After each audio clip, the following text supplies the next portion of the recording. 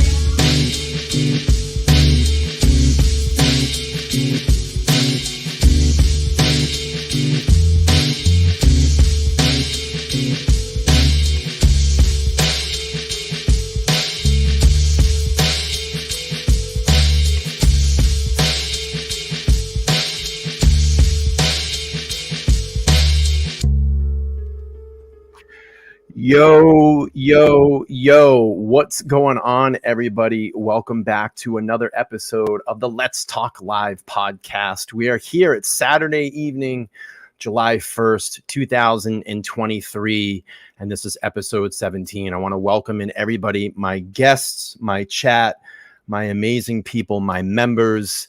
Thank you for being here with me on this holiday weekend. We're going to get into all the truth, lies, and conspiracy theories. I hope you all have your tinfoil hats on this evening. But I can't do this alone. I can't do it alone. We have to bring some people on the panel. We got a couple people here I'm going to bring in.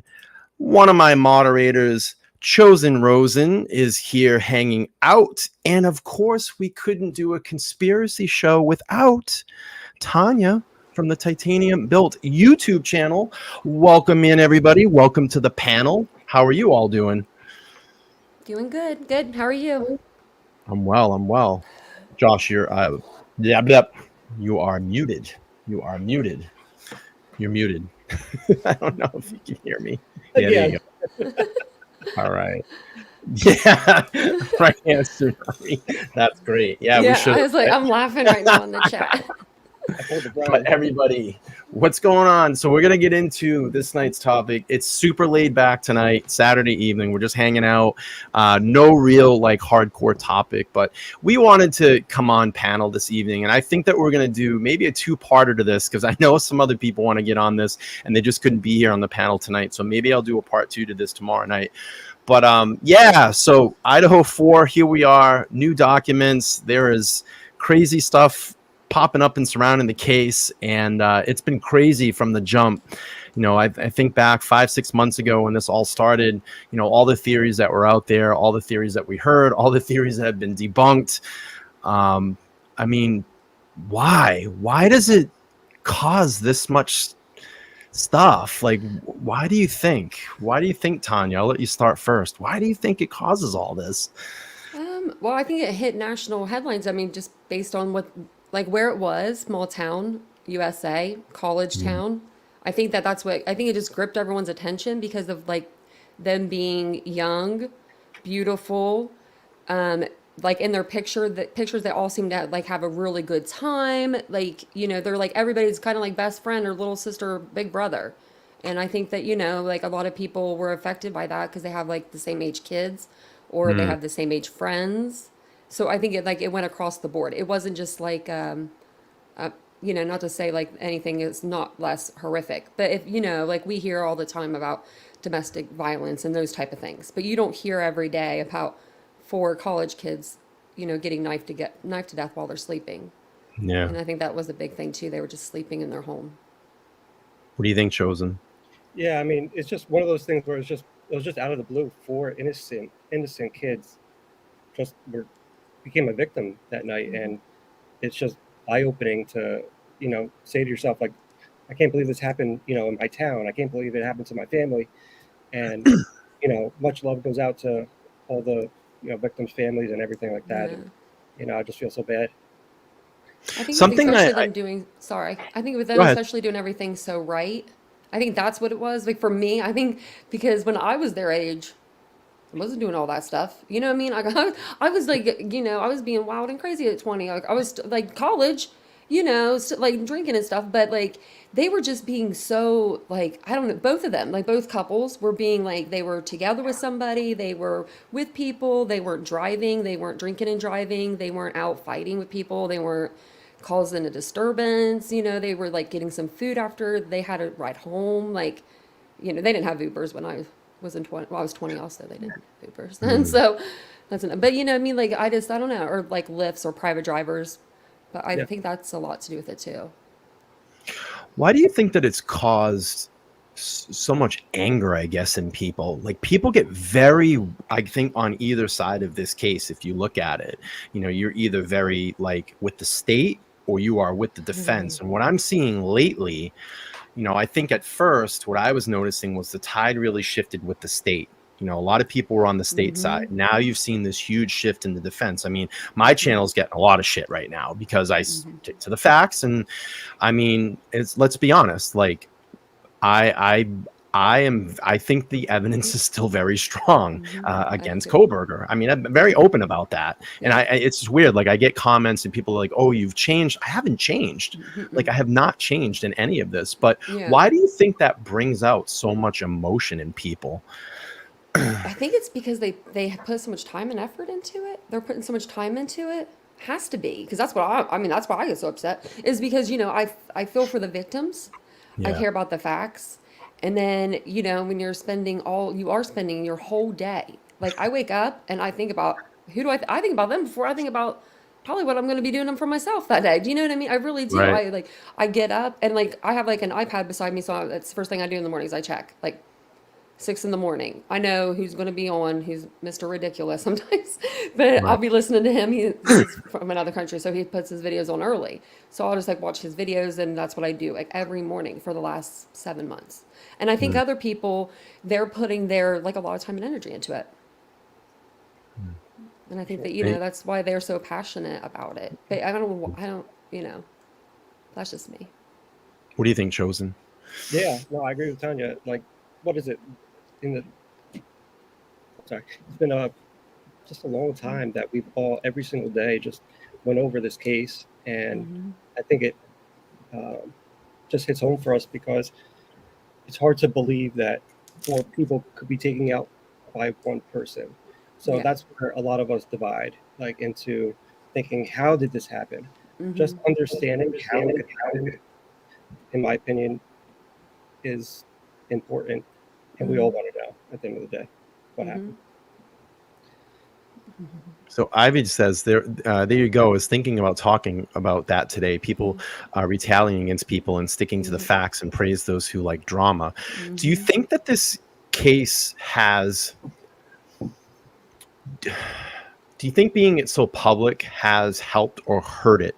There's been a lot of channels that have popped up, a lot of, I think, in my opinion, misdirection, misguidance in this case.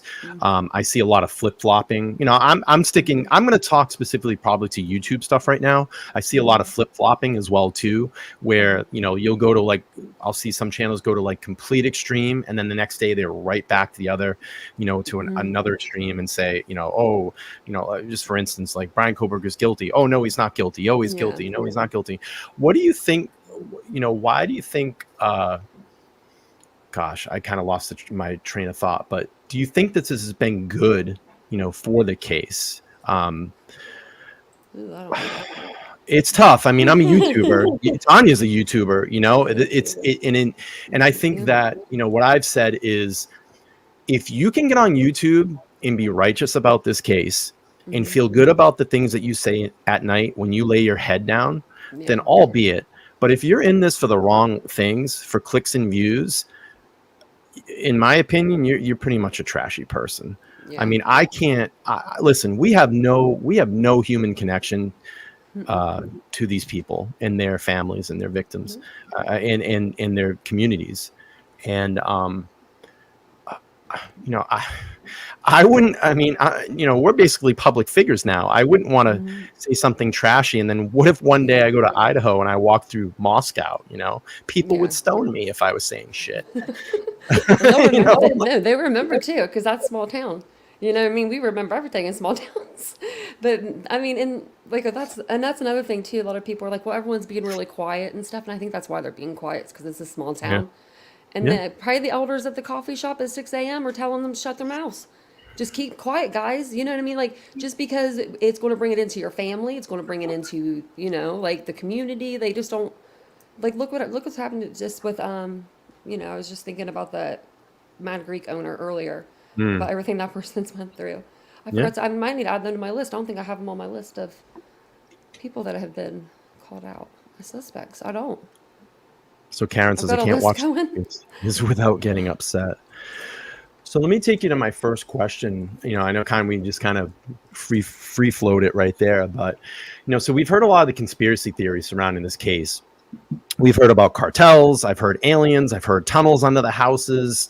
You know, I heard it was the frat, you know, a frat attack. And then, you know, our joke around here is Adam knows everything. You know, it's Adam. You know, Adam's done everything. What's the weirdest or craziest conspiracy that you've heard about this case so far? Anything pop out? Just the cartel part of it. If you look at these kids, they do not look like they do drugs at all. So just to even throw that idea out there is crazy to me. It doesn't make any sense. A lot of people kept calling it a trap house, and I'm like, you don't live in the trap. Like, I'm going to shut you down right there. Like, that's the first thing. Like, first rule, you just cook your drugs there. You don't even live there. So, you know, like, and then they were saying that there was a secret entrance downstairs. Oh my Lord, downstairs there was a secret entrance tunnel. That's how they were getting all of it. I think the craziest one I think I've heard is maybe Mad Greek. Just because of that, like, because that one's just been it's a newer one, and people like what's the new research. I haven't heard that one. Something about it, they were with the cartel. I think they're included in the cartel. Like they own the Mad Greek, but they're from like, I don't even know where they're from, but it's not even the right place. These people are from like North Carolina or something. This lady, it's a one person that owns it's a lady, so it's not even a wife and a husband, but they keeps calling like them a couple, and I'm like, it's not a couple. Like I looked it up, I googled her. I was like, who owns Mad Greek? And her picture came right up on Fox News Nation. She was on there, or Fox News, I mean, because I think when, what's her name? Nancy Grace was in town. Yeah. She went in there and like got an interview with her or something, you know, just something like that. It was like a short interview. And I was like, see right there, like I just pulled it up. Like, I think that one is the easiest one to debunk. And then like when they just put in like Joe Vitt, like the guy that was at the food truck, the big guy with the can in his hand. He had like on his like in his back like him, like you know, like people threw him in there, and I was just like, what? Yeah. And he actually, I'm going to say something about him. If you guys were following the case for any length of time and remember Joe, he did a TikTok over this story, like a few of them, and he said that once Kohberger or whoever was arrested, like the guy was arrested, because he got on there to defend Jack Showalter, hoodie guy. Right. He's he's like, I don't know the dude. He's like, but I met him that night right there. He's like, and he didn't leave with them. He was cool. He left around the other corner. Like, he's like, and I'm going to delete these videos when the right person's caught. He's like, because I don't want this fame. I don't want this for me. And he has a daughter. She's little. And as soon as Kohberger was caught, I got on his TikTok because I was like, he got a lot of, you know, views and stuff for that. And everything was gone. All the videos about this case was just like, he privated them or he got rid of them. Like, I was like, dang, you know, he really did. He was just like, he was cool with that. Like, he knew they probably got the right dude. He's like, I'm out. Like, he just wanted to take up for Joe or Jack. I thought that was nice. I mean, let me just rewind really quick. You know, I think, you know, to say that they don't do drugs, and nothing to say anything against you chosen. I mean, I'm sure there's probably some experimentation going on, pot, you know, but I think you're talking about in the sense of the level of drugs of like a cartel take like these pounds of cocaine and methamphetamines and you know, and heroin. You know, I think that's what you were kind of probably getting at. I don't think they do that. So Harlot says a big part of the problem is grifting YouTubers on the mission to make people think that there was a cartel hit, and BK a polite innocent boy who's being framed because conspiracy BS sells better than the fact. Absolutely. I mean, I I do agree with that. I definitely do agree with that. And that's they like, I don't know, it seems like they come in drones every like big case and then they go out. Like as soon as stuff starts like coming out that's like truthful, like the trial will start coming out, like stuff about the trial, like more and more will come out and you'll see less. They might have a little bit more come in before they get a little less, but they'll definitely fade out. It seems like they fade out with every Yeah. case. But it's So I'm still going people to that take do this that. tinfoil hat off because I think my head's going to bake like a Thanksgiving turkey. So I'm going to take that off and put like my normal hat on. Oh my God, that was 15 minutes of hell, by the way. Was it hot? Oh my God, I'm sweating with the damn thing on. He's gonna make a cake with that later. Yeah, right. I mean, oof, you don't even want to smell that thing right now. It's terrible. It's like dripping with sweat. But yeah, so I mean, I think this leads me to like my next couple of questions. Why do you think that this case has caused so many conspiracy theories? And then, why do you think this case has caused so much controversy? And we'll just go around to the panel. I'll let Chosen start soon. I'll let you start first, and then we'll go to Tanya. This is going back to like how everyone is so deeply involved in this case, and it really hits home for a lot of people. And I think that they just want to know what happened, and they want to not think of the worst. That only Right. one person did this, but in reality, maybe someone more than one person did this, and we just don't know yet. So I think a lot of like the back and forth is just who wants to be right at the end of the day. Yeah, I agree. Can Thank you you so repeat the much. question? Yeah, sure. Let me just recognize the super chat really quick. Simba just 64 just sent in a 199 super chat. It's a great panel tonight. Thank you so much. I appreciate that. No, I just was asking, like, why do you think that so many conspiracy theories have popped up, and why do you think that this case causes so much controversy? Conspiracy theories.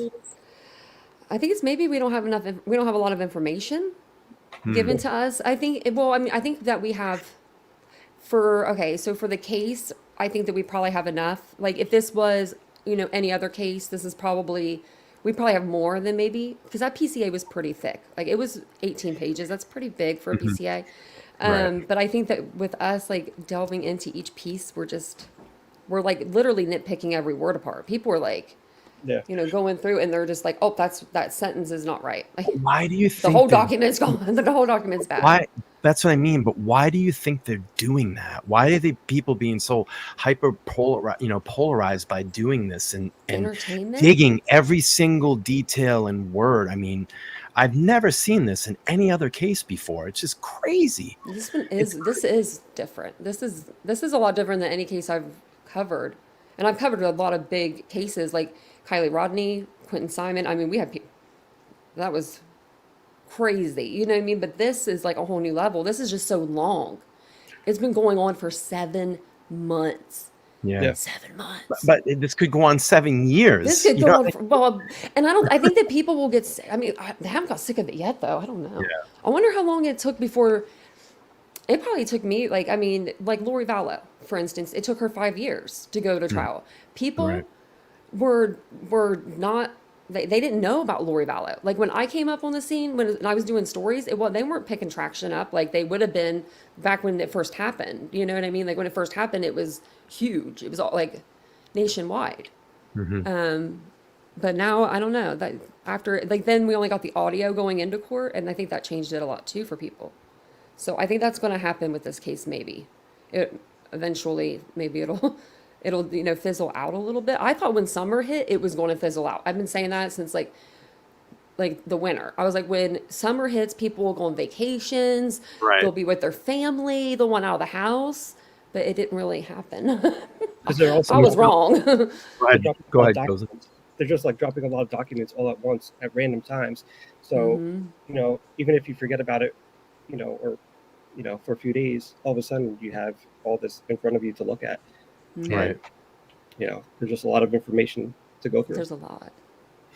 So Michelle says, I think the gag order caused the conspiracy theories. Why don't they just tell people the truth? Well, I think they are telling the truth, and I think that is in the legal documents. But you have two sides to a case. I mean, the burden's not on the defense. The burden is on the proof of the state to prove their case. And I think that they've been transparent through all this. I mean, we just saw it in the last hearing where the defense is challenged and said that they haven't gotten all the evidence. There are still some things that haven't concluded.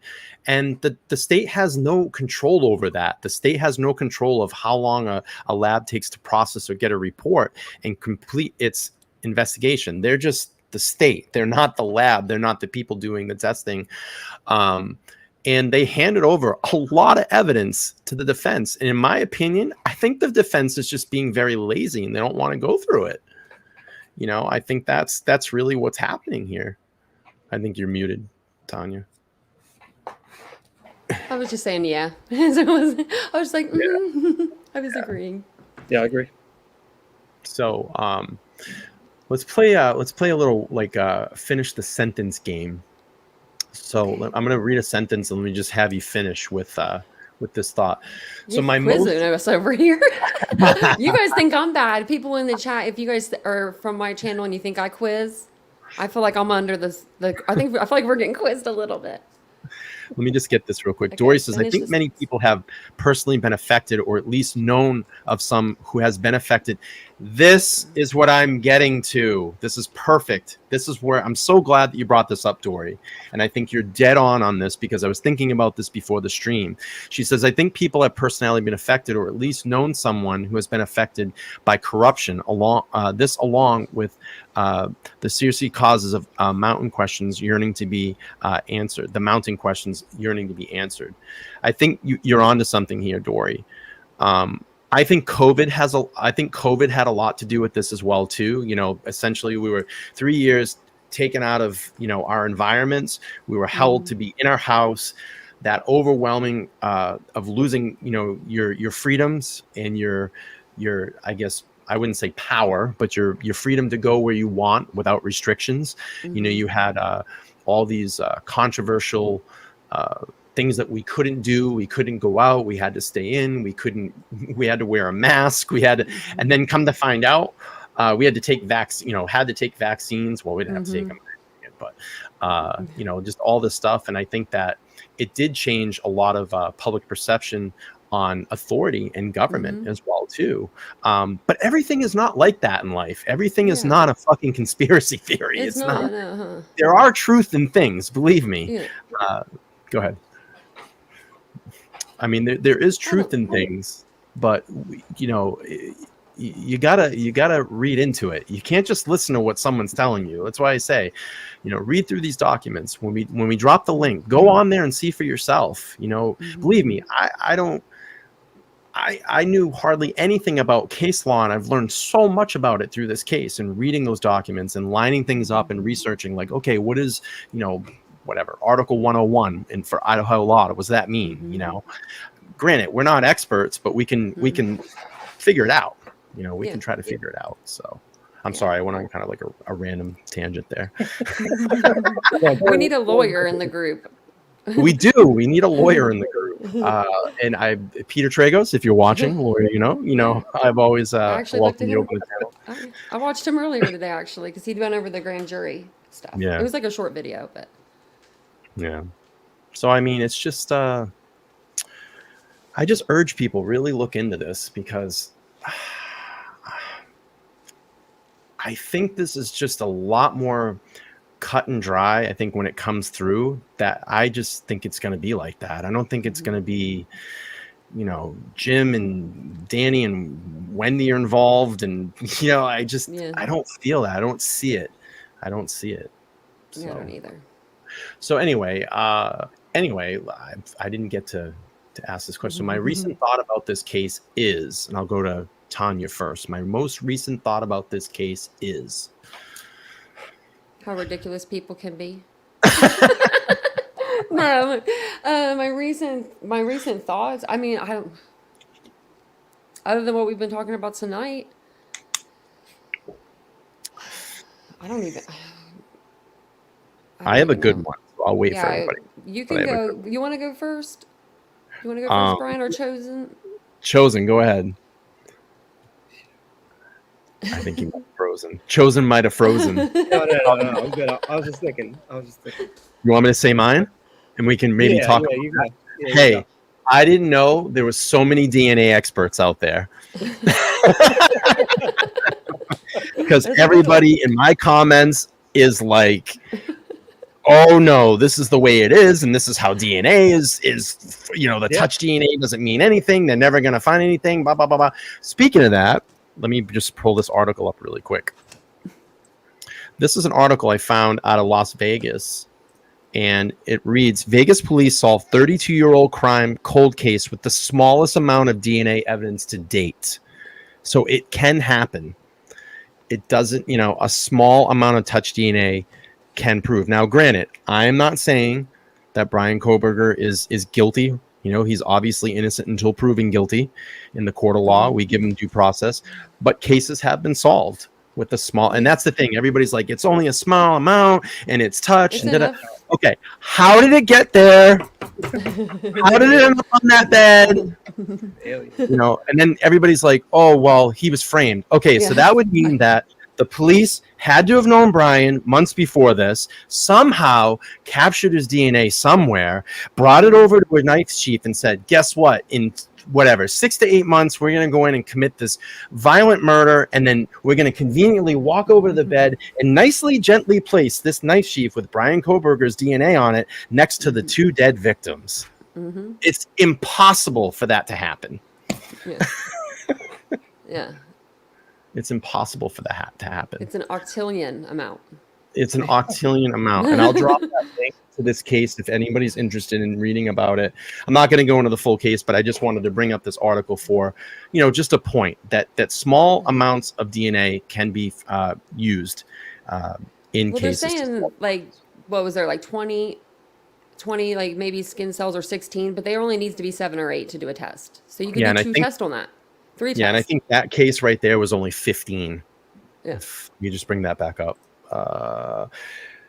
It was. But 15 and we're only hearing that. Yeah, and we're hearing that from, I think, Howard Bloom. So don't take me for that. You know what I mean? Like the skin cells. I don't think it says in the documents how many. Yeah, we're not experts. We're just, we're giving opinions. But, I mean, how do we explain that? That's where I don't understand is everybody goes, what was some of the comments today? They're like, touch DNA is so iffy and this and that. And I'm like, okay, why? Then that's what I want someone. I just want someone. You can't shake someone's hand and then go touch that object and their DNA get on it. Like if you look it up, you physically have to come into contact with the object for it to be touch DNA. I've argued with people about this all day and all year. It feels like in my chat, but I mean, like I went to school for criminal justice. I know a little bit and what I don't know, I look up. So with DNA, because I'm like, it's been like 11, 12 years or something since I was in school. So it's been a while. So I looked it up, and because I know that there is like transfer and stuff like that. But even with that, it's all touch, transfer, and like another one of them, I forget what it's called. They're all, you have to physically like come in contact with it. Like his finger had to come into contact with that button sheet, not his finger touched someone else's finger and they went and touched that button, and like transferred his DNA, like 20 cells over there. That's not usually how that works. You know what I mean? Like you just doing that. But that's what I'm trying to figure out. I need someone to just come on my panel or call this show sometime, and I'm going to start taking calls again. I need someone to tell me, how did that sheath get on that bed with his DNA on it? How did that happen? This is what pisses me off. I know how he did it. I know how it probably happened. Do you know the real reason? I think. Sure. He's like, I think that he didn't have gloves on when he went to put the knife into the sheath. So I think that he took the buckle and he unbuckled it, and that's how his DNA got there when he put it back on or whatever he did. And then he probably put the gloves on, cleaned everything down, and then realized, you know what I mean? Like didn't even think about that he touched the button snap. Do you know what I mean? With his finger, when he wiped everything down, he probably just didn't wipe in that area. Yeah. Like probably didn't pull it open that and get in that area. And it's going to be protected if it's closed. If it's inside the button snap, because that's what it sounds like. It's like on the inside of the button snap. Yeah, that's where they found it. Yeah, but I had a K-bar knife here, and I did a demonstration of how Yeah. you open that Oh snap. yeah. You open that snap, you're opening it with probably this part of your thumb, where if you look, even if you just look during the day, there's little skin cells that are there that are always shedding around your fingernails. Yeah.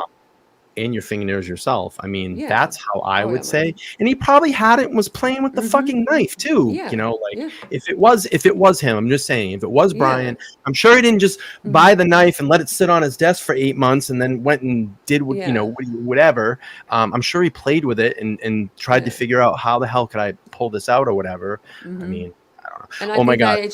I think he got overwhelmed. I don't know if he was meant to come in contact with Kaylee where he did, or you know what I mean? Personally, that's me. And I think that's why the sheaf was left. I think it was like a mistake. Like, So whoopsie, Ivy says, whoever left it. Well, Allegedly. Ivy says, "Oh my God, now you're giving the conspiracy theory channels. They're gonna say that Bethany and Dylan's put it with the sheath there." Yeah, probably. I think a lot of it has now. to do Well, go ahead. Were you gonna say Chosen? just real quick, I was going to say a lot of it has to do with people that just don't, or it's hard for them to understand that one person could do this crime. Like you're saying with that K-bar knife, man, like you go in a house and, you know, do some very terrible things quickly. Like 10 minutes is a long time to be in that house. I'm just saying. That is a long time. I've had one. one. On my channel today. We were going over the timeline because I'm like, people were saying 5 minutes. I'm like, he wasn't in there 5 minutes. Yeah. I mean, I've had one. Yeah, I've had one, and I've held it in my hand. It is a very, very sturdy knife. It is a killing machine. That's what it's made for. I mean, it was made for hand-on-hand combat in World War II. It's what it was made for. It's not made to break. It's not made to snap. It's a hell of a killing machine, and it won't take much to just, if you wanted to, or plunge that into someone. Believe me. Yeah. I mean, what is it? It was an 8-inch or 6-inch blade. They're very long. And they're sharp as hell. And just even the butt of it could be used like a fucking hammer. You could probably build a house with the butt of that knife. Yeah. That's how big that knife is. Wow. I looked it up, but it didn't. I thought it weighed more. I think it said 0.7 pounds. I mean, I mean, a pound's pretty heavy. You have one? Yeah. Yeah. It's oh yeah, because you're in the EDC, right? Is that heavy? Yeah. Oh yeah. It is. Very heavy. Okay. Very heavy. Yeah. I wasn't sure because I'm like thinking a pound. I don't know if that would be like if you're wielding it around or. For steel, for it being like steel, it's a lot. Yeah. That makes sense. So I found this interesting. I put a poll up at the very beginning of the chat before the stream, 149 votes, and I asked, do you read through the legal documents in the Bryan Kohberger case? 65% say yes, and 35% said no. Do you think that's where maybe some of this misguidance or misinformation can be? Say you're not really reading through any of the documents. You're just going kind of on a YouTube channel to get information. You kind of get pulled into it because maybe it clicks with something, you know, maybe you've seen on TV.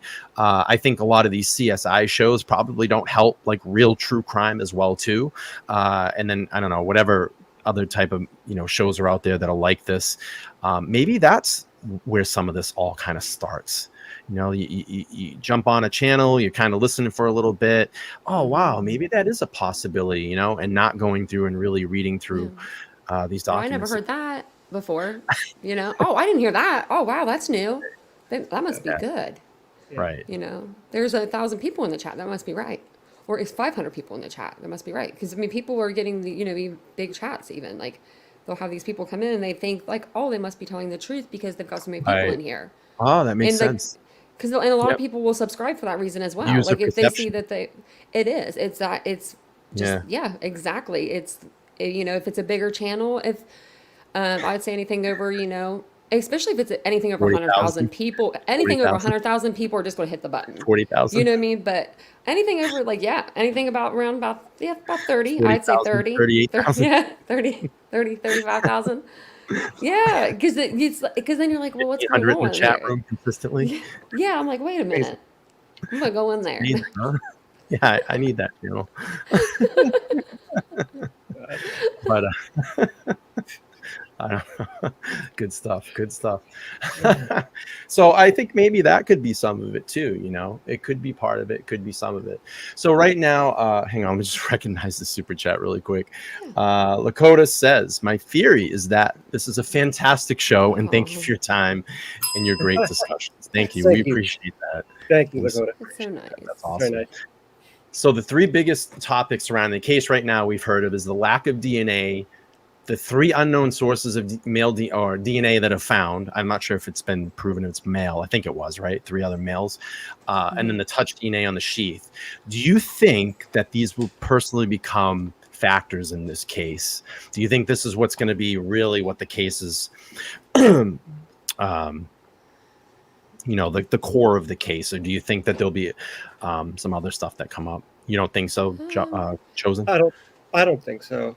I mean, just everything that I've seen and read points to one person, without even the hint of a doubt pointing to someone else. So as they could find whatever they want. I mean, of course, there's going to be DNA of, you know, off cigarette butts and this and that, and people going to house, there's a party house, people, you know, if they're drinking, and the kids weren't even home half the time, so they don't even know what happened in their house. So if they find DNA, let's say male DNA in her bed, who's to say that, you know, something didn't happen at a party while, you know, they were out of the house? They don't know. That's true.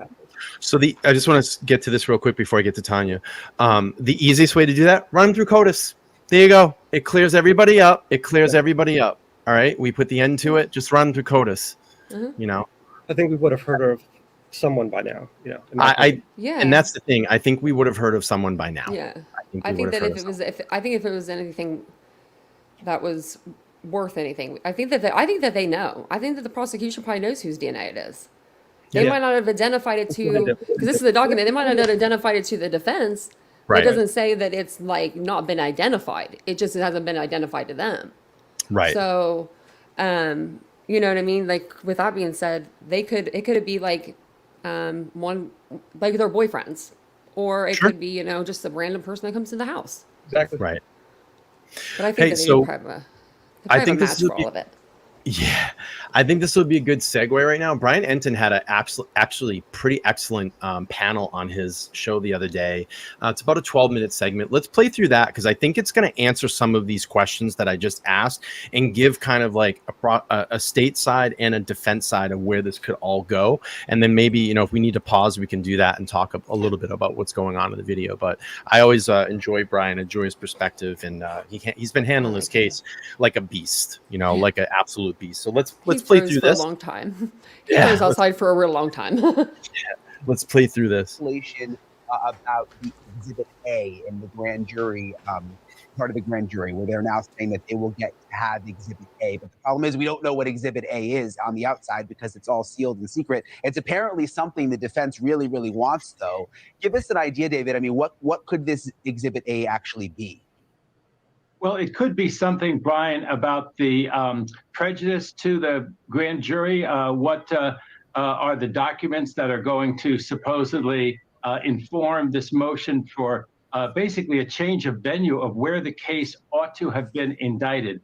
I do think that at the end of the day, Brian, this is going to be a Hail Mary. I don't think this is really going anywhere, because the prejudice was not just in this small town. The prejudice was all over the country. People were fascinated with this case. And so I don't think there's any real difference in terms of the demographics or the exposure to supposed pre-grand jury publicity. And also, at the end of the day, the grand jury just finds probable cause. The prosecutors shouldn't go into the grand jury without a belief and a conviction that there's proof beyond a reasonable doubt. But given that the standard for the grand jury is probable cause, and given the amount of evidence that backed that up, certainly beyond probable cause, that it was a murder filing and that it was murdered by Kohberger, I just don't see where this is going anywhere. I do think it's commendable that the judge is turning over the grand jury transcripts. As Sarah knows, in federal court, we have a heck of a time trying to get grand jury transcripts or records about the grand jury.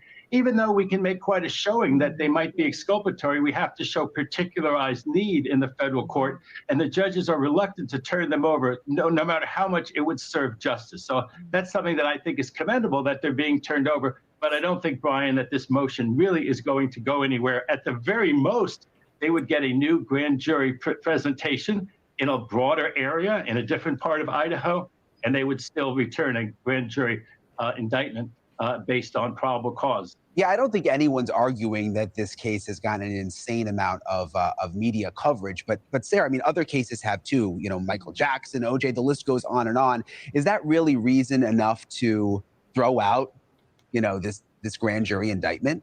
No, it's not. But first, to your point that this is apples and oranges. This case is something else. It's on a whole other level. Bryan Kohberger has been convicted of this quadruple homicide. He is facing the death penalty, and by the way, he's a serial killer. I mean, that's really how we've been talking about him in the media. So it is different than some of the other cases that you named. But media scrutiny is not enough to throw out a probable cause and a grand jury indictment. What they can attack is how the media scrutiny impacted the investigation. So looking at this investigation, it seems like they narrowed in, they honed in this massive investigation on Bryan Kohberger, and then they tried to use these other pieces of their investigation to fit that puzzle, sort of working backwards. I think that's where the media impact matters. But when we talk about the media impact, I mean, this is our world. We're like obsessed with this stuff, right? And most of our followers are into it. Yeah. But like I had this interesting moment when I covered the Lori Vallow trial, and I was covering jury selection, and I was shocked like how many people didn't know anything about Lori Vallow. Mm-hmm. There are a lot of people that just don't watch the news, that don't really care, that don't, you know, aren't on Facebook looking at all the true crime stuff. I mean, I wonder if we sort of overblow that sometimes. Yeah, I mean, I think that given the little that we know, you know, the irony here is that we have this true crime obsession that is leading courts to exclude cameras and issue gag orders. And then that then turns us into, you know, large speculators, and we're spinning and we're creating facts, and we think we know him, and we think, you know, everything that he's done in his life is looked at through the lens of guilt. You know, that's really the problem here. Let me ask you, David, if he, I mean, I hear that you say it's unlikely, but if he were to win the challenge to the indictment, what would happen next? I mean, would they have to have a whole other grand jury proceeding? Does that, I don't think I've ever heard of that happening. Does that actually happen sometimes?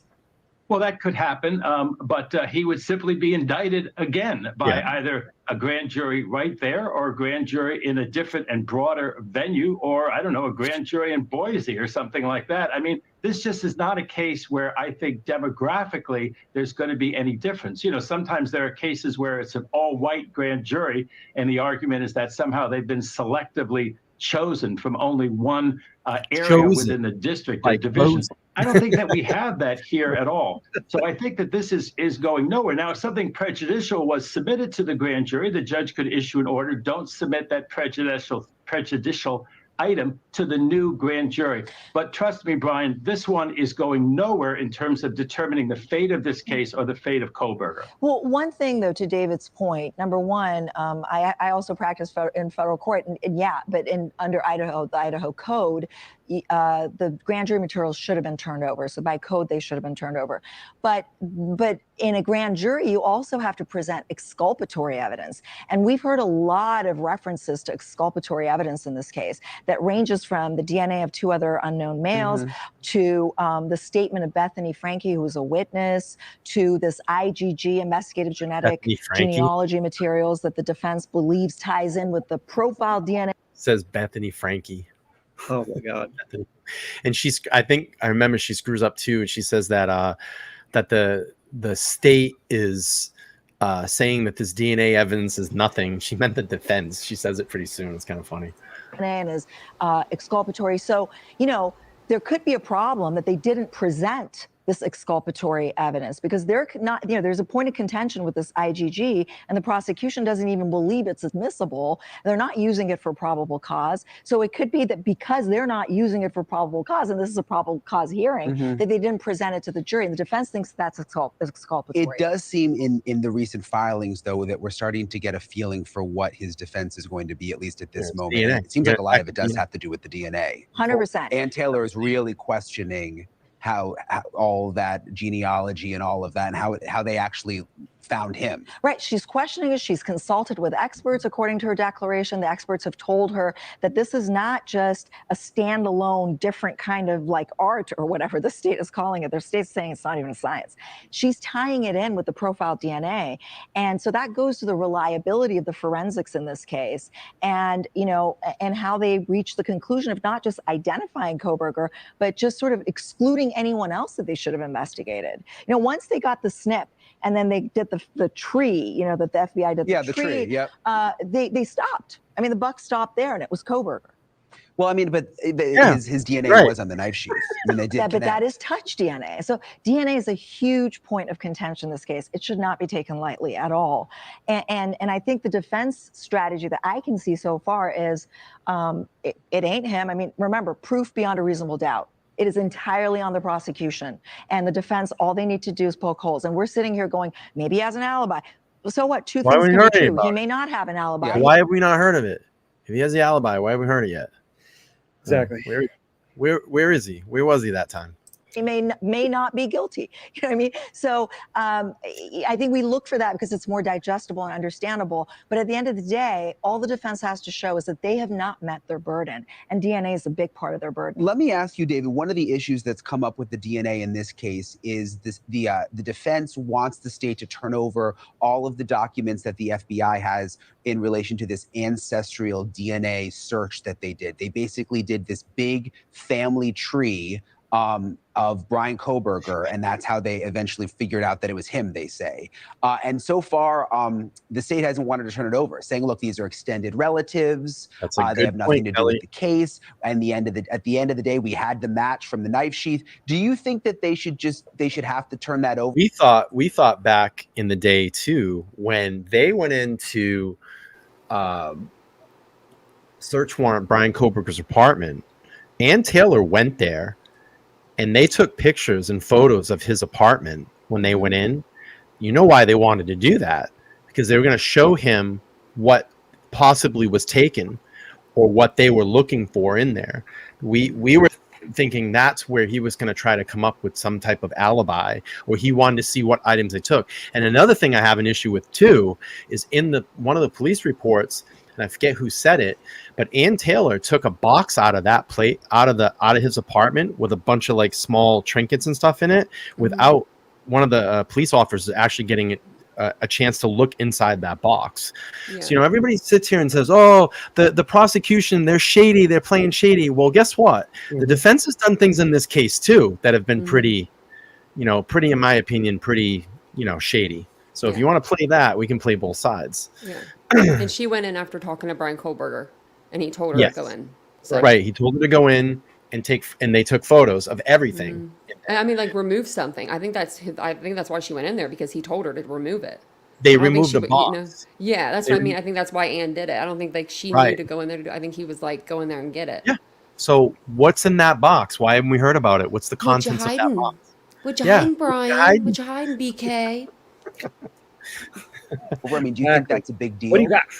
They should have to turn that over. They should have to turn over all the methodology. That can be done under protective order, so that anybody in the family who thinks that their privacy might be, impugned or invaded, won't happen, because there'll be an ironclad protective order that the lawyers will observe. But I just did want to say about the fact that he may have an alibi and there may be other suspects and so forth. I believe that as long as the DA believes in this case, my point was the grand jury indictment that you asked me about, that I believe that the grand jury, if the DA wants to bring the case and they believe in it, even if this indictment got thrown out, even if there should be exculpatory evidence that wasn't presented to that grand jury, that would be ordered to be presented to the new grand jury. My point was just that a grand jury would indict this case. Then, of course, when you get to the trial phase and the motions, of course, all the exculpatory evidence, all the Brady information should be turned over, must be turned over. And this DNA, every single bit of it, every bit of the work that they did, every bit of the experts' analysis has to be turned over to the defense attorney, so that there's a fair trial, and so that they can do their own examination, including get a little piece of the DNA, so that they can have their independent or defense examiner investigate, look at it, do the same tests that the prosecution or the FBI did. Yeah, I I do love think a that's prosecutor who crosses over to the right Right. side. Okay, Yeah. I just do. But Well, I do think there's this misconception, though, that everyone thinks that everything's going to be out there at this point. I mean, Right, sometimes stuff doesn't come out till trial. I mean, Absolutely. we don't Thank you, Brian. Thank you. I've been saying this for months. This is the thing. Everybody just thinks that this is it. This is what we're going to go to trial for. This case is constantly being worked on. There's new evidence that constantly comes up. There's probably stuff that's been sitting on a backlog for 3 months that we haven't even heard about yet, and they will bring it to trial. That's the thing, is everybody just jumps to conclusions and goes, oh, well, this is it. You don't know if they have fucking video evidence of him walking in and out of the house. We don't know that. We don't know if they have the knife. I think they do, but we don't know. We don't know if we have his clothes or DNA on those clothes or whatever. I mean, there's other things that are going to come out. I mean, there's over 10,000 photographs or something. So I mean, there's hours and hours, 51 terabytes of video and audio. Yeah. I mean, come on, there's got to be something there, You don't have to have everything in the documents yet. Absolutely. And to David's point, I was digging up this whole, this it just wasn't settling with me that the state is not turning over this FBI stuff, as What's David News said Daddy? they should. Where it says And News Daddy. the What is that? FBI, under certain circumstances. What's News Daddy? That's Brian Clinton's nickname. Oh, is it? Yeah. That's what they call him, News Daddy? That's funny. Yeah. Says asks for NDAs from local law enforcement when they are involved in investigations. They don't want their methodology out there, so they ask. So I wonder. I didn't know that. That's me neither. I just learned, and so I wonder whether there's an NDA in this case, and that's why the state's just has a death grip on it. I wouldn't be surprised. They want everything to be secret. I wouldn't be surprised. Just real quick, we only have 30 seconds left. I'm curious, Sarah. Do you think it's strange that nothing about motive has come out yet on either side in any of these filings? We've heard all sorts of stuff, DNA, but we haven't heard yet why. Right. And we better hear why. I think every juror wants to know why, even though motive is not an element of murder or any crime. What is this connection? I mean, so far the connections we've heard of have been really just nothing burgers, that he followed two of the girls on social media. So what? I mean, I follow a lot of people I don't even know I'm following, so they need an explanation, and they really need to. I think the lack of evidence matters as much as the presence of evidence matters. And when we're talking about exculpatory, it's not just the presence, it's also the absence. Yep. There is not a single bit of biological matter anywhere that, in his car or anything. And people are saying he cleaned up, but there's no evidence of a cleanup. But you are a defense attorney. That's your job to find those parts. What's that? She said that there's no evidence of a cleanup. Yeah. How do we know that? We don't know yet. Well, there is. I mean, they've seen him do it, but I guess he's been observed doing it. But how does she know?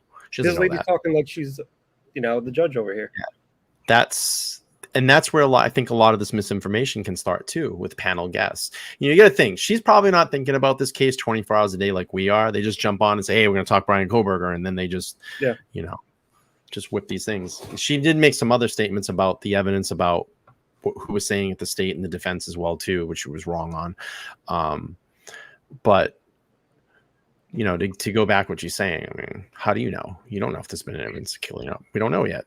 I mean, wait until we see all of the digital evidence on his computers, his cell phone. Everything is going to light up like a Christmas tree, pointing towards this one guy. Yeah, just can't wait for it. Yeah. I mean, if you read the probable cause, I'm not looking for biological matter. No, but there's a there's a lot there, though. I mean, with the cell phone data, the cell phone being turned off. I'm talking about forensic. I'm talking about biological matter from force lane. But maybe he just knew how to clean up. Can you explain? I'm just going to ask this, Karen. Can you explain why his DNA showed up on the knife sheath next to two dead victims? That's one thing people have not explained to me yet. How did that knife sheath? If they don't think Bryan Kohberger did this, okay, I'm gonna pose this question to everybody, and maybe later on in this you can, if you think that Bryan Kohberger has no involvement in this case, completely absolved, has nothing to do with this, someone please down in the comments explain to me how his DNA ended up on a knife sheath next to 2 dead victims in a house on a bed. Please explain that to me. I don't have an explanation for it other than he must have been there and put it there. And no, they weren't sleeping with it. Someone said that. I think someone was like, maybe it was in the bed Okay, when they went so to sleep. even if He they left were- it there the night before. And I'm like, no. really well. But see, in the state's papers, the state says there is no explanation for this lack of That's where she's wrong. It's the defense that said that. explanation for this lack of evidence. I'll back that up. But there, though, I Because mean, the with state- with the with state the cell didn't say phone that. data, the cell phone Of being course, turned off. I'm talking about I mean, look, forensic.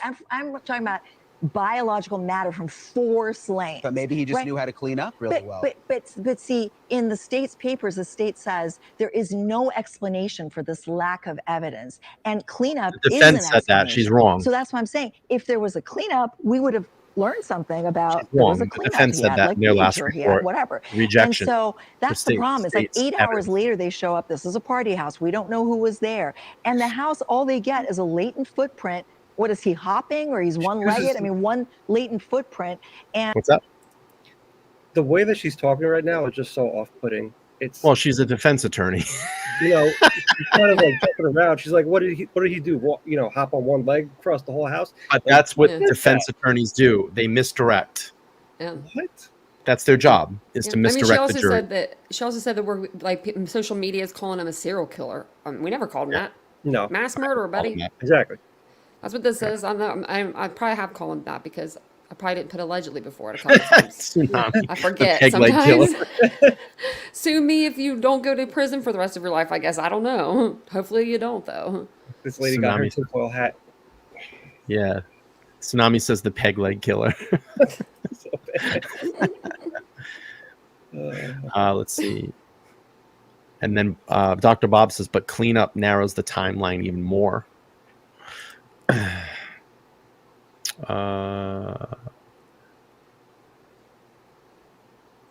So here's my thing. It looks like a leather knife sheath, but why not DNA all over it? Maybe he wore gloves. And like Tanya was saying, that one time he slipped up and took the gloves off or whatever. Tried to clean that thing very well, but obviously he just left some behind because he didn't examine it under a microscope and this and that. Right. Tried to use naked eye. It looked okay. Yeah. But it's very hard to leave a crime scene without leaving something behind. You're gonna leave something. You gotta Believe me. leave something. Today's technology. You're gonna leave something. I mean, Yeah. 100%.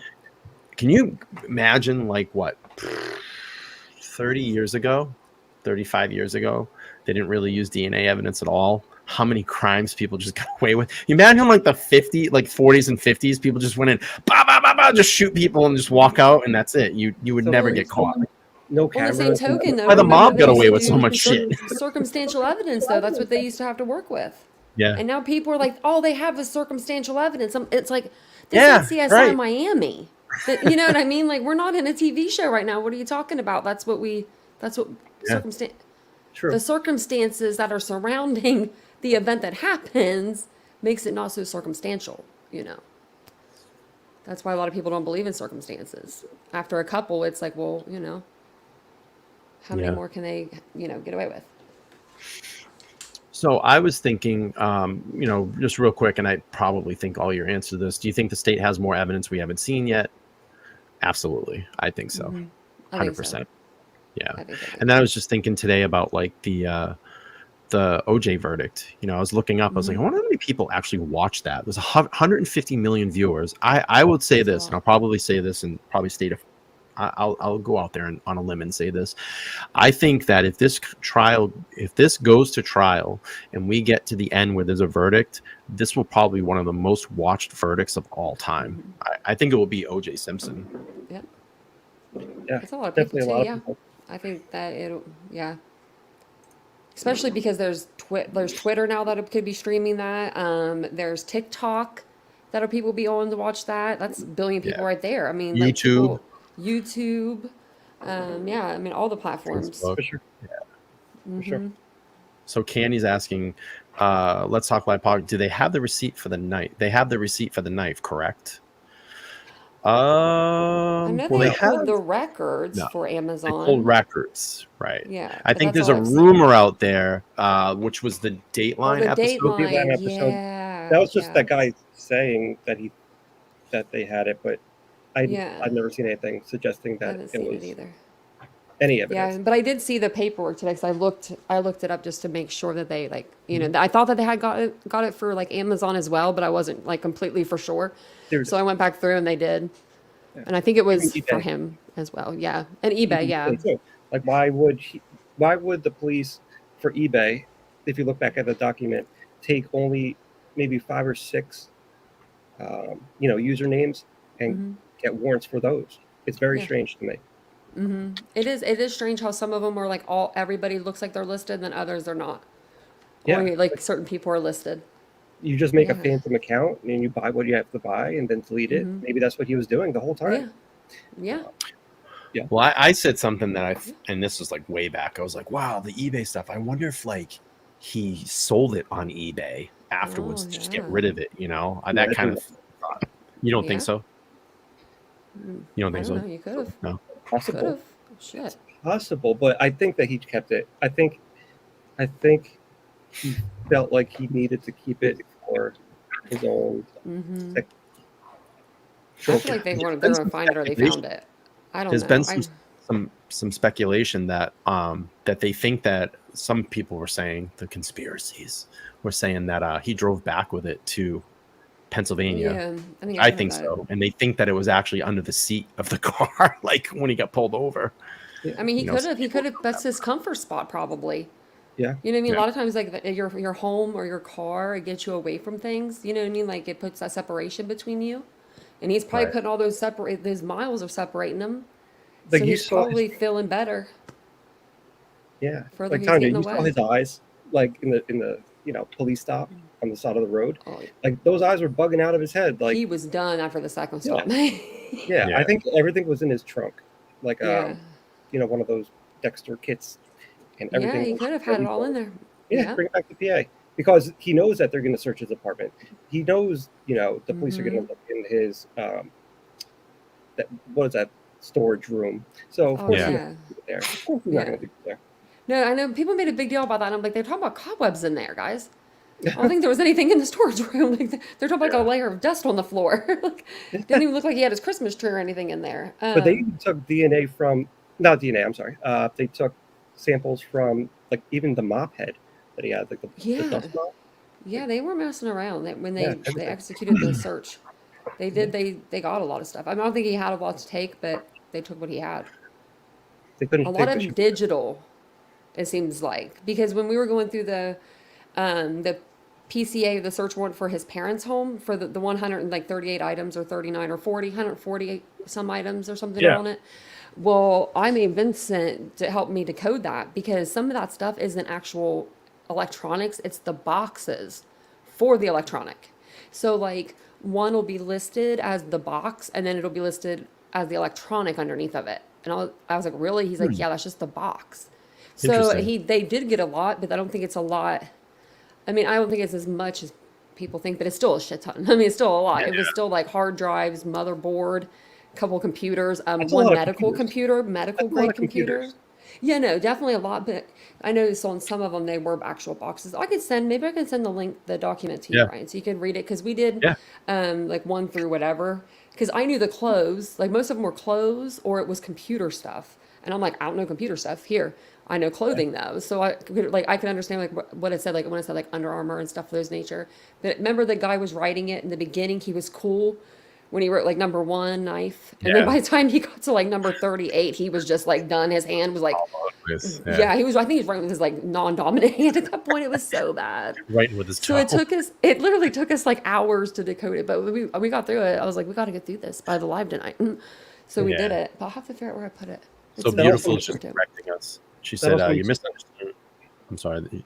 Yeah, Beautiful's correct us to know you misunderstand the warrants for the knife. The warrants are for all sales from all different sellers on the warrants. Emily D. Baker explained this. Thank you. Thanks for clearing that up. Again, like, look at to remember everything in this case, it's almost virtually impossible. I mean, I don't take notes. I just go to this notebook up here and, listen. I don't get take everything. notes. I don't know why I do. I never use them. I take them all the time. And then I'm like, oh yeah, my notes at the end of the live.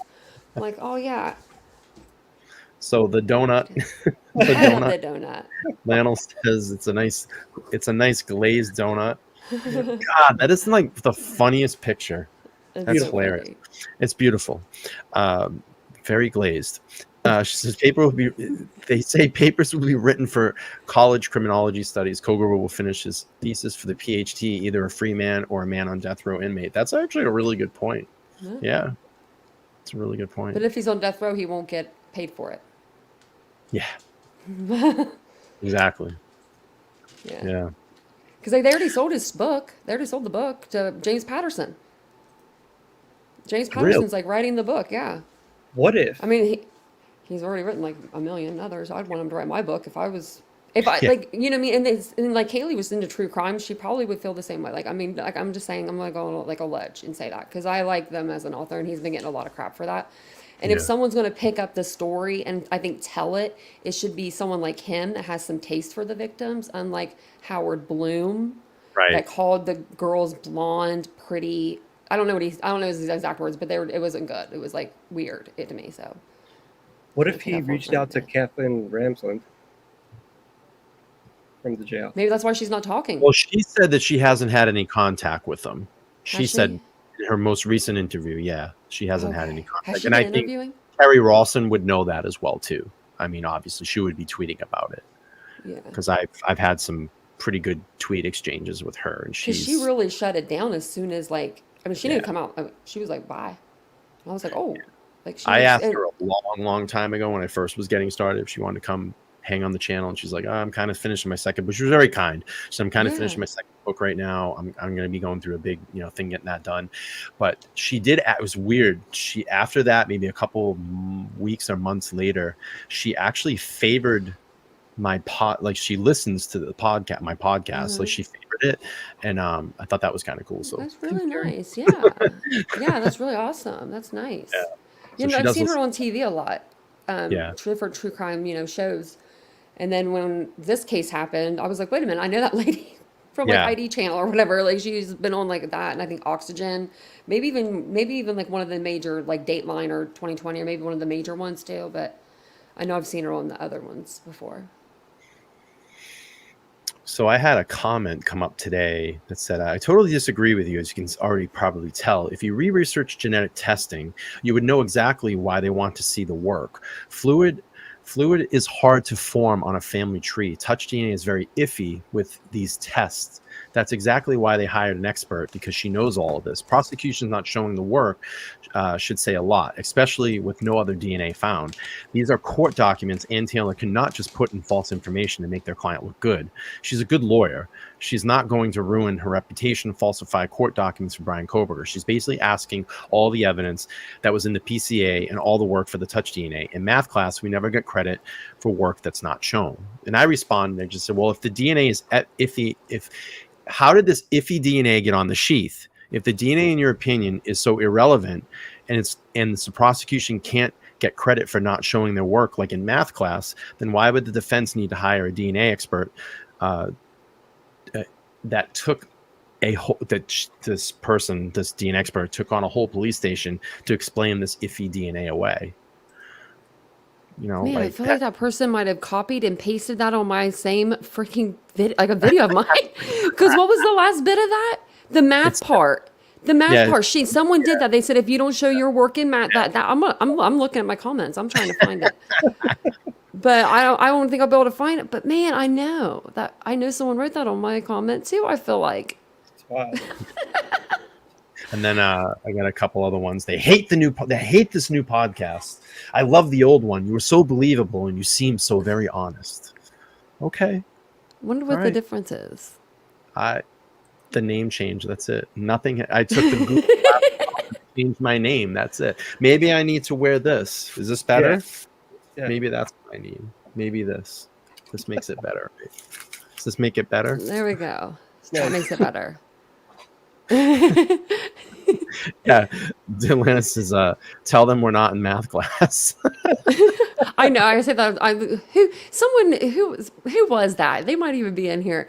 It was Or no, it was Avery. She brought us a math problem into my live, and I said, we don't do math here, honey. I don't know what you're like. It was like, if this train's going to this, it wasn't even just some simple math either. There was like some algebra stuff. And I'm like, you better, what is this? I was like, I'll give this to Vincent to do. I forgot to have him do that math problem. That was months ago. Oh, yeah. Patrick's very good. He says this. There's a certain YouTuber that wrote that. I've heard them repeat it 100 times. I think I know who you're talking about. Yeah, Danielle says, I love the tinfoil hat and the glasses.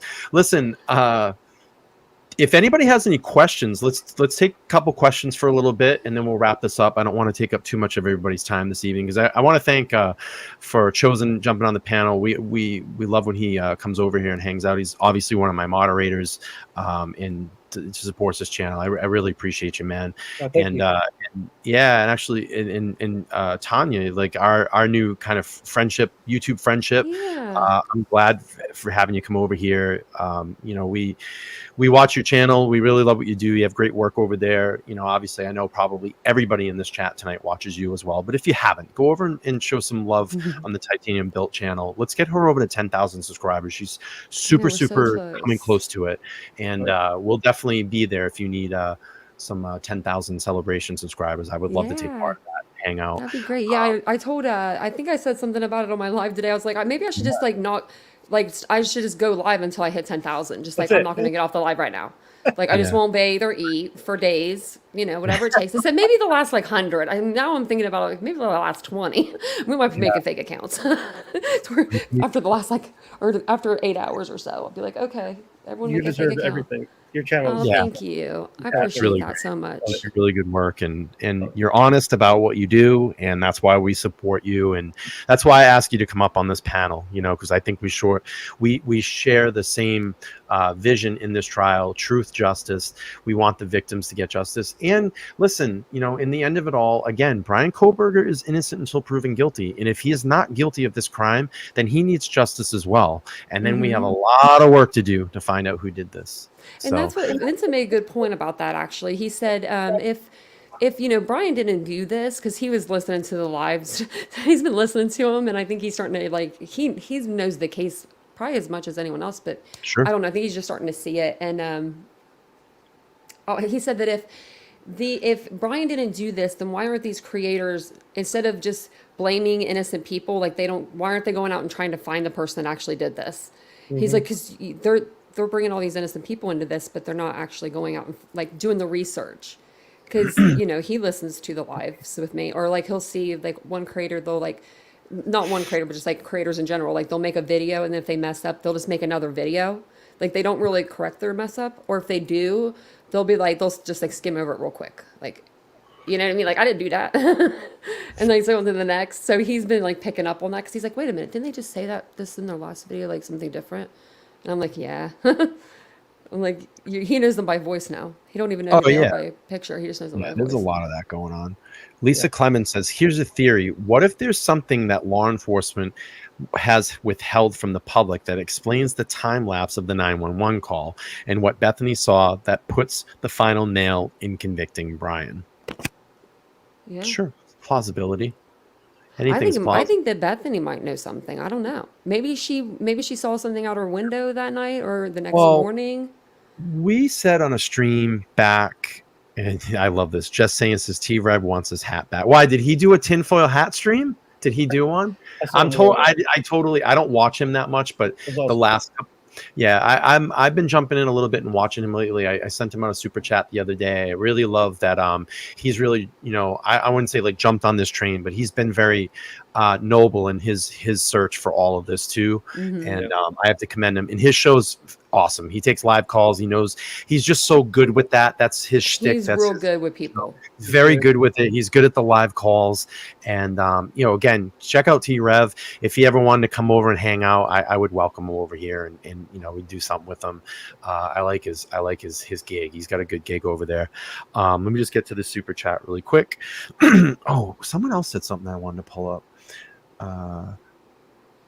So Led with Love says, where do people get the impression it was touch DNA or an incomplete profile?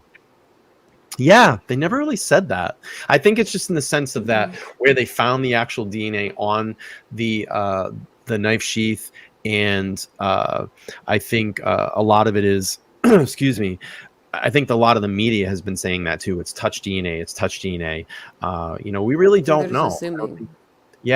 We really don't know. Delana says, And I'm if it's feeling new here. Like, biological, then that's even worse it's worse. for him. You know Yeah, what I if mean? it's Like if blood, that's spit, that's blood. Yeah, how blood, you gonna explain semen, that? spit, anything like that, you're in trouble. We don't even know what else they found in the house. That's his Right. DNA. Exactly. They only talked about the knife sheath DNA. So, Yep. Well, the defense hasn't said that his DNA is not in the house. right. So, Exactly. I mean, it's saying it's They've not in the never said car. that, It's yeah. not, they never said that. So, it's not in their documents. So they have not, and I think T-Rev was actually talking about that the other day too. They have not said that. They're just trying to explain that, explain it away. So, Kelly D says, I love you, beautifuls. You make my addiction to truth and justice a lot stressful and Less a ton of stressful. fun. Yeah, that's usually what this is. Thank you so much. Appreciate that. Great job tonight, Tanya. Chosen Brian. Thank you. Appreciate That's you. nice. Thank you, Rogan. Thanks, Arlene. Yeah. So let me get to the super chat with Kusami. Most of these YouTube creators are ex-law enforcement or already convicted felons. That's why they're so good. The convicted felons part is why they know the law so well. Yes. Gotcha. That's why because I'm like some of these legal documents are just too much for me. I'm like, we're going to be skimming over these today because some of them are repetitive, but I always read them all except for today was the first time. I think there was like 8 documents that dropped and I read over like 2, but that was really only the grand jury stuff that came out that was worth anything. It was rest of it was just the states ask you to, seal that and the defense asked you to seal that and redact that. It was just like back and forth. So I was like, yeah, let's just have a break from all the legal paperwork. 'Cause they have been dropping a lot on us lately. Oh, they have. Yeah. And I think it's just going to get crazier and crazier now. It is. Yeah. Now that now the case is starting to get, closer, which I still don't think it's going to happen in October, but we'll see. So if anybody has any questions, why don't you do this? Drop a Q and then type your question, and it can just be for anybody on the, just throw it out there for any of us. We'll try to answer the best we can. Mika has a question, says, another question I have to everyone who believes Bryan Kohberger is guilty. How would you truly feel if you had your heart set on him being guilty and he's not the killer, and the killer is still running around? How would you feel? Why don't we do this? I'm going to go to Chosen first. How would you feel?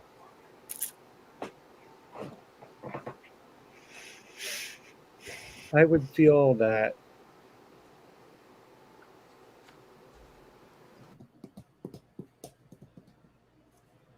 I would just be confused of why someone would still be sitting in jail, though, for this amount of time. So, and I definitely, at the end of the day, want whoever committed this to serve justice and come right. And regardless if it's BK or not, I think that if it's not BK, then I feel bad for him in the aspect of his life is going to be, tied to this case forever. And if he's innocent, then, it's going to be hard for him to just go, even in public, just due to the notoriety of the case. So. 100%. Let me just recognize this really quick before I ask Tanya that same question. Summer actually gifted a membership. I appreciate you so much. Praying Paula actually got the membership. Thank you so much for doing that. I'm sorry I didn't recognize it. And thank you, Dr. Bob, for pointing that out. There was something else that just came up. There was someone that is a member of Rookie Detective. They used their 2-month membership. So we want to celebrate Terry Dean. Terry Dean, thank you so much for being a 2-month member of the channel. She said, True Crime Realist Unite. Thank you so much. And I just want to pull up this $10 super chat really quick. I got another super chat that I forgot to pull up. Let's see. Where is it? I think I might have already got it. $10 super chat from Led with Love says, appreciate you answering my question. Thank you so much. Thank you so much for your super chat. We appreciate that. Thank you. So yeah, I'm going back to that question about how would you feel, Tanya, with so much invested in this, if we found out that Bryan Kohberger was innocent in the trial, how would you feel? If he was innocent, he really is innocent. Then well, shit. If he's innocent, then I mean we're all going to feel pretty bad that he's been sitting in jail for or it'll be Right. way over 7 months after that. Because I Yeah. mean, my heart goes out to anybody that sits in jail for Mhm. 1 second that doesn't belong in jail. Right. But at the same time, I mean, we're waiting on the alibi. But if he's innocent, I would feel extremely bad. I would feel bad for him. But I think this could actually work in his favor.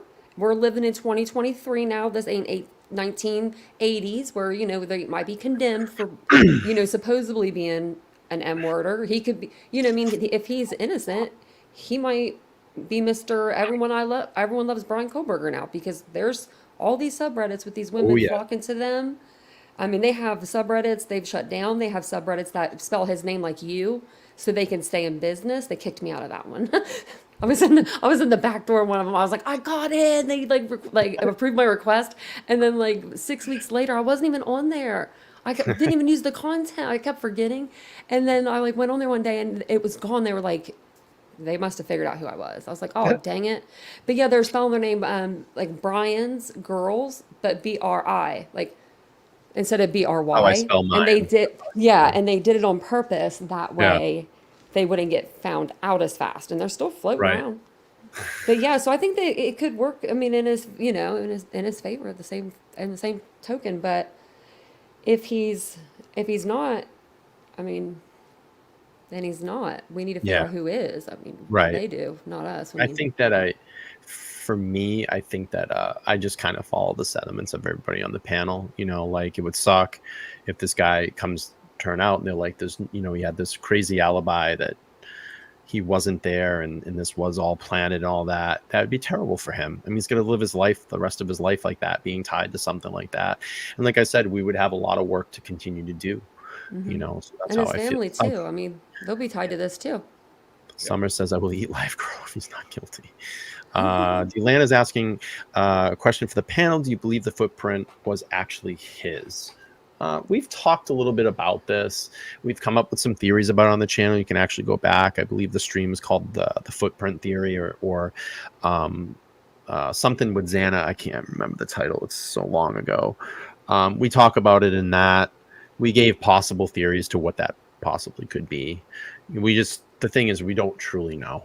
We don't truly know. Without a size, I mean, really, I mean, if size would help, but that could Right. that could even be Ethan. Ethan looks like he could wear some Vans type of shoes. True. I'm just seeing if we have any more questions here, and then we'll get ready probably to wrap this up because we're coming close to about an hour and a half. Excuse me. If Ethan was against the door, wouldn't blood have been seeping out? And if so, why didn't his roommate call 911 instead of Hunter? I don't know. I was in It that might house. not have been. Yeah. The door might have. I think that's because I'm thinking the doors went to the floor. I'm thinking I saw a picture of that, almost, but I can't be 100% sure. Let me see if I can find the picture. I think the doors were open because the I way think that that they it's were described in the shut. PCA, you think they were shut. Oh, I think that the first responders opened them, or either that or Ethan's friend. It did come out that I guess Drunk Turkey went on a panel and said that Hunter, Ethan's friend, through Christy Gonzalez, him talking to Christy, did, I guess, in fact, was the one that that called 911. So he confirmed it the other day because I listened to it probably 5 times because I was like, what'd he say? I wanted to make sure. But he did say that he through messages with her. Yeah. And I think they went over it on a live maybe last night, but I didn't watch it. Yeah. You have incredible dynamics that went on in this case. You have obviously the events leading up to it. Okay. Mm-hmm. You have all that information. Then you have the crime itself. Okay. Yeah. And then you have the morning after. And then you have the morning after. Then you have supposedly all the people that came over and the 911 and the discovery and all that. Mm-hmm. So then you have all that information, and then you have post all of that to sort through as well too. There's a lot of different stages to what happened here. And I think, along the way, maybe this did cast some doubt. The 8 hours in between the 911 call, you know what I mean? I think that did cast a lot of doubt in people's minds. And then just some other weird incidences or maybe coincidences that came up. And I think that's going back to our original point in this whole podcast is conspiracy Well, theories. I thought maybe if he like closed the door, that would kind of explain the lack of blood trail. Maybe. Do you know what I mean? Sure. Like all through the house. I'm just trying to think of like and maybe that was like the lack of them like even seeing anything wrong, being like that was wrong. Maybe or Dylan did wake up in the middle of the night. Maybe she went to that bathroom. Maybe she did. She didn't see shit. Maybe because maybe the door was closed and she went to the bathroom. Doors or the lights were out. She just has the little light in the hallway light in her way. You know. I agree. She goes back to her room. I've heard that so many times. Like she had to have went to the bathroom. Well, she could still go to the bathroom if the door's closed or if the bathroom's door was open. I think it opens to the outside, doesn't it? Mm-hmm. I'm not sure if it opens out or in, but I thought it opened out. If it opens out, that could block the doorway. If the door was open and she just snuck in there and didn't even close the door, she's like, I'm just going to, be really quick. Like that door could be closed. I don't know, or open, just like it could be shielded. I'm not sure if that's the way the door opens or not, but I have to look that up. Well, we think, and we talked about this in one of my streams, we think that there was communication that night between Dylan and Bethany because they talk about in the PC, in the original PCA, and I want to go back actually at some point and reread the whole thing because you pick up so many more things now that you know more stuff, because it says in there, and we missed this like the first read throughs, and even months after this we missed it. It says with the downloads of the phones, meaning when they say when we downloaded the phones, Bethany and Dylan, we think that the murders happened between 4 a.m. and 4:25 a.m. And I was like, you know what? They were probably fucking texting. Okay, they did say the phones. Did you hear that? Okay. No, I heard that. I was like, oh, that's crazy. That? Did you hear that? What was that loud noise? Then you open the door. You're looking out. You go back in. I didn't hear anything. Listen, I'm totally speculating here. Or but they could have been texting other people. Did you hear that? Did you hear that again? Who's screaming? Who's yelling? Go out and look again. You know what I mean? So that's what I always thought. That's what I see. I didn't know if it was their phones or not, and so today I brought that up because I remember hearing people talk about the 4:25 a.m. like time window, and I'm like, "What's the 4:25 one?" Because I'm like, no, he left at 4:20, and so I thought in my head, and this, I was like, sorry to get graphic here, but I thought maybe it was somebody's, one of the victims' Apple Watch maybe was still going after the Kohberger had left the property because maybe they were like getting ready to pass. Do you know what I mean? Like it was just like getting like ready to happen, and it still was ticking their heart rate for a minute. And I'm not saying that if that was the case that Bethany or Dylan could do anything to have stopped this, because my chat got really mad at me today when I said that, and I was like, no, I'm not trying to say that. Like that they could have done anything. I'm just saying I thought that could have been the reason, but you're saying now that it was their phones. Yeah, so hang on. I'm pulling the PC up right now. I want to make sure that we read that and get that clear to the audience. Feel free, chat amongst yourselves. I'm going to go through this and find it. I actually have it right here. I have like 4 in front of me. I have so many. If you haven't read the PCA from Pennsylvania yet, whenever you do go to read it again, read the PCA from Pennsylvania. It's different. It's worded different. Yeah, we've read it. And I like that one. I don't know. It's easier. It's more clear. Right. For me, I don't know. I just need to know what page this is on. And people are like being fixated on whether they could see like the sheath from the door, looking into Maddie's room. It's like, who knows? I mean, there's so much stuff going on. You could miss something at first glance. Yeah. That's why you have body cameras. That's why you have, someone next to you with another set of eyes. Especially if you're looking at what you're looking at. Exactly. Like, and you're a young officer. All them cops were young. They weren't that old. You know what I mean? Like, and not even a veteran officer. I'm sure the chief of police has never seen anything like that. And when I heard him on that podcast, he was like in tears talking about those kids. Like I've never heard him talk like that. I was taken aback because I was like, oh, I didn't know that. Like and Chief Fry has like college age kids. He has kids that are their age. So like, I know that had to like be like, that has to hit hard. Chief Fry said that he had to get counseling for him and his guys. Yeah. For what they saw. Yeah. That's just, I mean, that's just too much. I'm sure that it would be so easy to overlook that. And it is, you can see it from the doorway though. If you are, I'm sure like, cause that bed's right there by the door. But if you're not looking for it, if you're looking at what you're seeing, like if you're looking at 2 girls, sure. I couldn't imagine what you're trying to process a whole scene in, a matter of seconds, like, and, try to collect yourself. I couldn't imagine.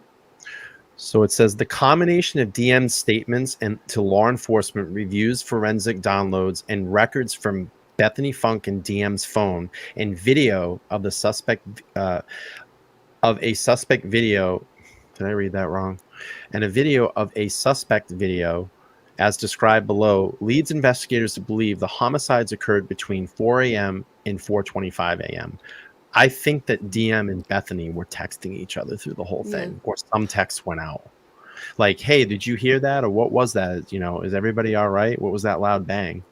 I mean, that's how I would be if I'm in a house with a bunch of people and you're hearing a sound, and I know that there's been party sounds and this has all been talked about before. But if something didn't sound right to Dylan, for her to walk out and look out 3 times in the hallway, that noise that she heard, why would she go out and look 3 times?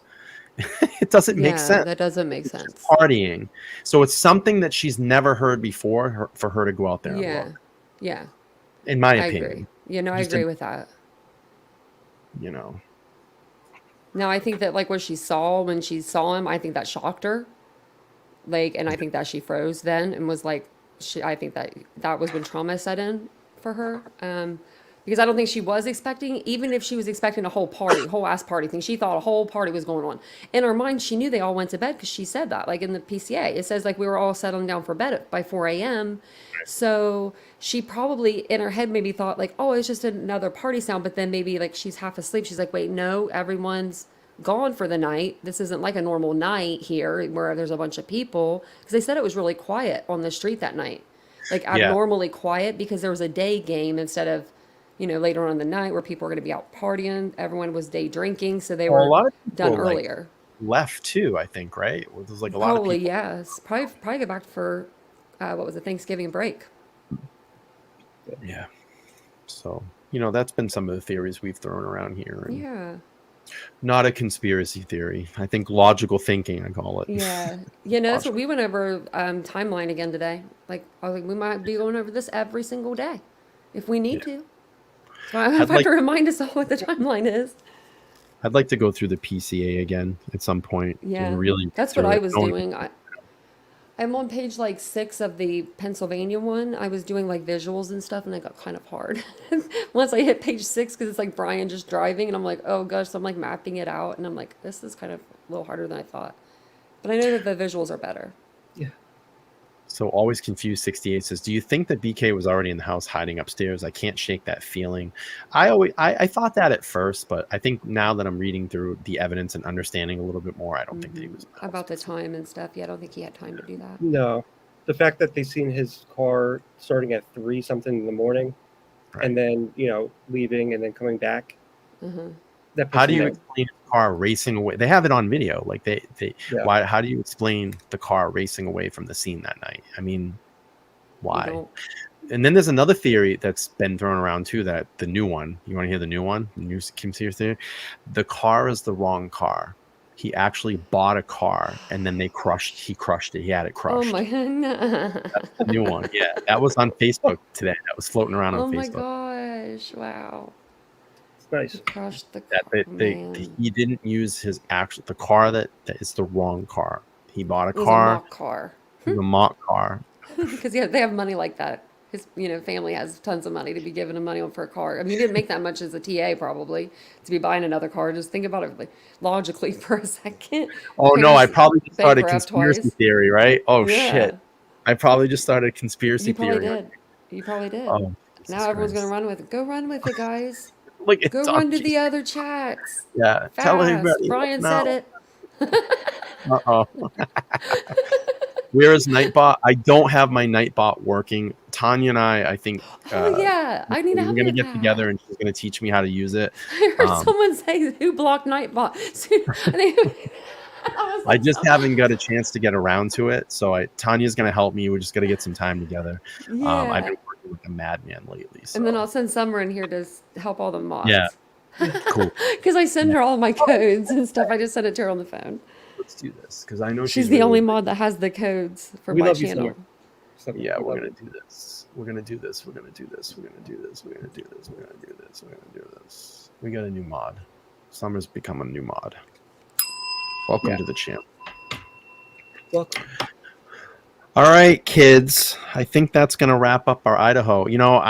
I'll tell you, I'll be honest with you. I had a lot of, I was at work today and I just thought, I don't know if I can do this anymore. Like, I don't know if I can just keep doing this. I'll be honest with you. And I think I'm going to be honest with the chat. I may take a backstage for a little while in Idaho and just pull up and do some other cases for a little while because my brain is so melted on this. Yeah. And we need to switch it up. We need to switch it up a little bit and just wait until something else. And I say this and then something comes out on Monday and they'll be like, this huge drop. I know. I say every time I go probably once a month, I'm going to take a break. And then I'm literally on every live. So I think I am going to take a break this week. I've been saying that for weeks. I think I've taken Take a break. 5. I think I've taken 10 days off maybe. Going hard. Like 10 days in a year almost. But it's good. It's good sometimes to let your channel kind of get that content out there, let it float. Because sometimes I notice when I flood my channel too much, things tend to slow down. Yeah. Fuka says, innocent until proven guilty. # free Bryan. Oh gosh, He they was in my chat absolutely today. is innocent. He's absolutely. What'd you say, Tanya? They were in my chat today too. Oh my Hey, god, listen. that was a long time ago too. They do have a point though. Innocent until proven guilty. He is. He's innocent until proven guilty. Oh yeah. He is Yeah, he innocent. really is. My dog 100%. is. She's poking her little nose at the door because I can't get with the # free Bryan, but definitely innocent until proven guilty. Any last words? Anybody? Thank you. I wanna No, welcome- thank you guys for all being everybody. here. Yeah, thanks for the support. Do me a favor, everybody, before you all leave, make sure all your bell notifications are turned on if they're not turned on already. I notice that's the biggest thing. I have over 7,000 subscribers on my channel, and only 1,000 of you have your bell notifications turned on. I don't know if you know that you can see that now, Tanya. You can see that stat. What is And it? if you don't, you can Oh, about find the out. bell? Yes, it Oh, tells yeah, you the how many percentage. subscribers. Not percentage. It will actually tell you the number now. Oh, I didn't know that. Oh, Yeah, I I'm will calling show you people how out to- now. Yeah, I'll show you. I'm But like, yeah, shit. please hit those bells because this is important. It's important to us. We put a lot of hard work into these streams, and we want everybody to come over for great content and not miss our streams. But that's really my rant. I think we had a great show. This was a great show. It really was. It's refreshing. Yeah. It was a very refreshing show. And again, I appreciate Chosen, my channel moderator, for being over here. All my mods in the chat, my wrenches, I love all of you. I love all my members as well, too. And I will make a members only video on Monday this week. I promise you. I will get a members only. Titanium Built, Tanya, thank you so much. I appreciate you jumping over here. I need to do something on your channel soon. You just let me know. We'll work it Yeah, out. for sure. Yeah. I'll come over and support you. You've been a huge supporter over here, and we really enjoy having you over here. Thank Yeah, you. not a I mean, just problem. you're a clarity in this sea of conspiracy, and I think it's cool that you keep things really Yeah, honest over there. Thank you. I appreciate that. Gail, thank you so much for the $5. I appreciate you. All right, kids, we're gonna wrap this one up. If you're watching this live, thank you for being with us live. If not, in those comments, # replay. I'd love to see that, and hopefully this gets pushed out into the algorithm. But that's gonna wrap this show up. From Chosen, Tanya, Titanium Built, and myself, Bryan, Let's Talk Live podcast. This was episode 17. I will be back tomorrow night at 9 p.m. Eastern Standard Time, and I'm going to do a stream. Thanks, everybody. We love all you, and we'll see you next time. Bye.